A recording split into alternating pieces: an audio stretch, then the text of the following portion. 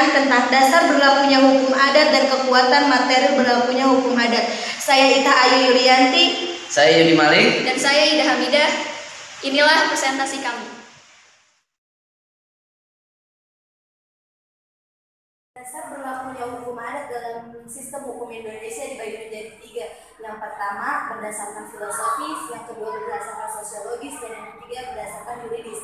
Berdasarkan filosofis yaitu berdasarkan sebagai Pancasila yang dimana sebagai pandangan hidup atau falsafah hidup manusia. Yang kedua berdasarkan sosiologis, yang berlaku di suatu negara merupakan suatu sistem, artinya bahwa hukum itu merupakan tatanan atau merupakan suatu kesatuan yang utuh yang terdiri dari bagian-bagian atau unsur-unsur yang saling berkaitan satu sama lain.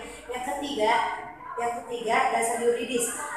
Dasar berlakunya hukum adat ditinjau secara yuridis dalam berbagai peraturan perundang-undangan, mempelajari segi yuridis dasar berlakunya hukum adat, berarti mempelajari dasar hukum berlakunya hukum adat di Indonesia. Berdasarkan fakta sejarah dapat dibagi menjadi 2. Pertama, zaman kolonial. Sebelum konstitusi RIS berlaku, yaitu pada zaman penjajahan Jepang, terdapat peraturan Dai Nippon, yaitu Osamu Shirai pasal 3 menentukan bahwa peraturan-peraturan sebelumnya juga masih tetap berlaku. Ketentuan yang ada pada waktu sebelum penjajahan Jepang adalah ketentuan pasal 75 baru RR yang pada tahun 1925, peraturan tentang kebijaksanaan pelaksanaan pemerintah Hindia Belanda. Yang kedua, zaman kemerdekaan Indonesia. Ketentuan Undang-Undang Negara Republik Indonesia 1945 dalam pasal 18B ayat 2 Undang-Undang Dasar Negara Republik Indonesia 1945, negara mengakui dan menghormati kesatuan-kesatuan masyarakat hukum adat beserta hak-hak tradisionalnya sepanjang masih hidup dan sesuai dengan perkembangan masyarakat dan prinsip NKRI yang diatur dalam undang-undang.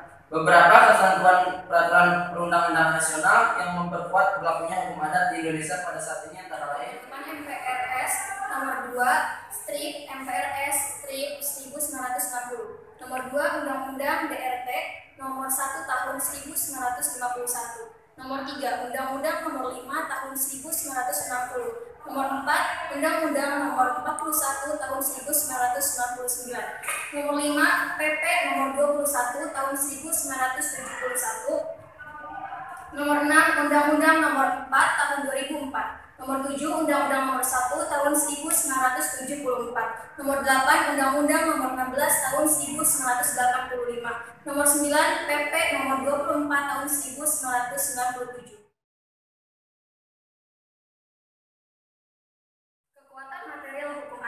Menurut Supomo, kekuatan material hukum adat ada bergantung pada beberapa faktor, diantaranya 1. Lebih atau kurang banyaknya penetapan yang serupa yang memberikan stabilitas pada peraturan hukum yang diwujudkan oleh penetapan itu. 2. Seberapa jauh keadaan sosial di dalam masyarakat yang bersangkutan mengalami perubahan. 3. Seberapa jauh peraturan yang diwujudkan untuk selaras dengan sistem hukum adat yang berlaku. 4. Seberapa jauh peraturan itu selaras dengan syarat-syarat kemanusiaan dan rasa keadilan. Sekian presentasi yang kami dapat sampaikan, kurang lebihnya mohon dimaafkan. Unzur man qala wa la tanzur man qala. Wassalamualaikum warahmatullahi wabarakatuh.